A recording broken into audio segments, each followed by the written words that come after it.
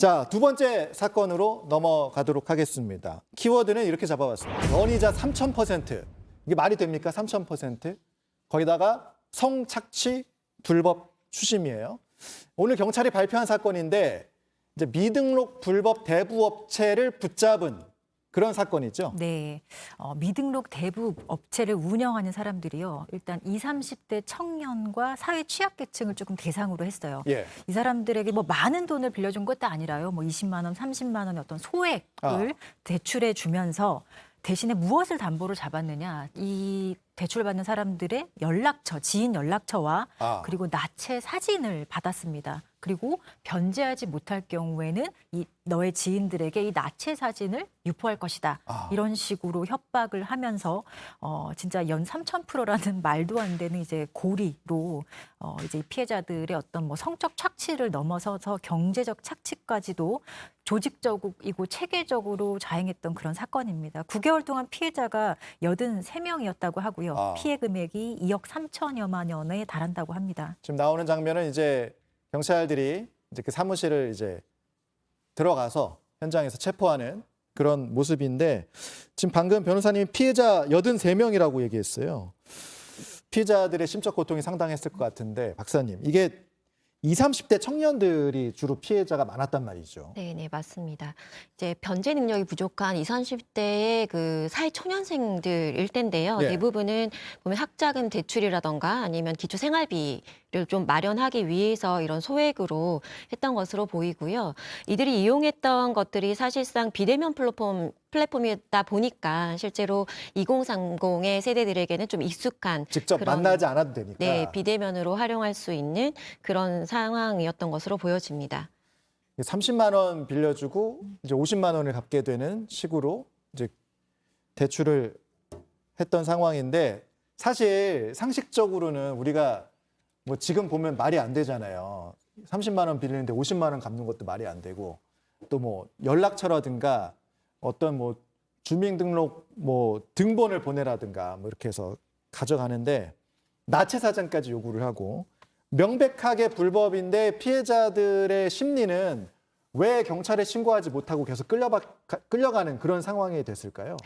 초기에 이제 대출을 받기 위해서 이제 좀 무리가 되는 요구들을 하는 이유는 온라인 비대면이기 때문에 우리도 뭔가 이제 담보가 있어야 되지 않느냐 이런 식의 접근이었고요. 그 이후에는 사실은 대출이 여러 군데에서 되지 않는 상황이기 때문에 네. 다급함에 이렇게 처음에 시도를 했을 텐데 그 이후에도 점점 이제 노골적인 요구에도 불구하고 이 신고를 하지 못하는 이유는 크게 협박 보복의 우려라고 볼 수 있는데요. 네. 이들의 경우에는 방음 부스를 마련을 했다고 합니다. 아까 그래서 사진 한번 더 보여주세요. 네, 저기 사무실 사무실에 저렇게. 보면 방음 부스가 있어요. 저게 왜 있는 겁니까?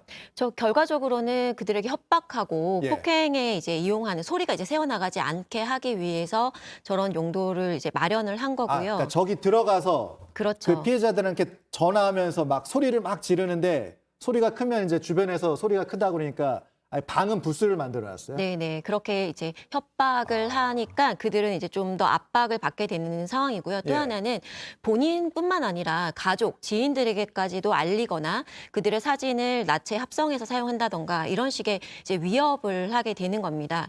이제 이 사안에서는 그렇게 이제 보복이나 협박의 영향일 수 있는데요. 또 다른 이런 대부업체, 불법 대부업체의 사례에서는 이 피해자들에게 범행에도 가담을 하게 합니다. 예를 들면 대포 통장을 이제 활용하게 한다던가 아니면 상환기일을 연장시켜주겠다라는 이유로 다른 이제 추심을 하게 만드는 그런 것들을 통해서 다시 이제 피해자를 가해자로 만듦으로써 신고를 또 못하게 하는 그런 방법들도 존재하고 있습니다. 올가매는 네, 맞습니다. 그런 상황이 되는 거군요.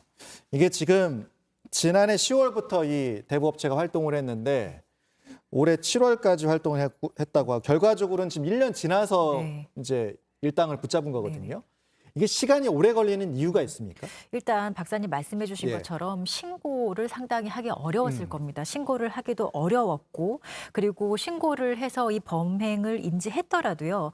이들의 역할이 정말로 너무나 세분화되어 있는 거예요. 채권 추심부터 협박하는 것 그리고 자금 세탁 그리고 인출하는 그런 모든 역할들이 매우 세분화되어 있기 때문에 사실 누가 어디에 어떻게 가담했는지를 수사기관이 정확하게 파악하는 게 좀 어려웠을 수도 있고요. 예. 그리고 이들의 모든 연락 그리고 피해자들과의 연락도 텔레그램으로 가명 사용했고요. 그리고 아. 대포폰을 활용했습니다. 그렇기 때문에 실제로 이 사람들이 어디에 있는지 추적하기도 어려웠을 것이고 또 대부업체 사무실도 3개월마다 이동하면서 3개월마다 사실상, 이사를 예, 가요? 추적을 좀 피했던 면도 없지 않아 있거든요. 이런 모든 것들이 사실 다 이제 그 집약적으로 이제 이루어졌기 때문에 사실상 뭐 보이스피싱 단체처럼 예. 점조직 형태로 활동을 했기 때문에 이들을 전체적으로 범죄 단체로 보고 그 조직이나 체계의 혐의를 파악하고 포착하는 데 있어서는 당연히 시간이 걸릴 수밖에 없는 구조입니다. 지금 뭐 불법 사금융 피해 상담 신고가 날이 갈수록 늘어가거든요.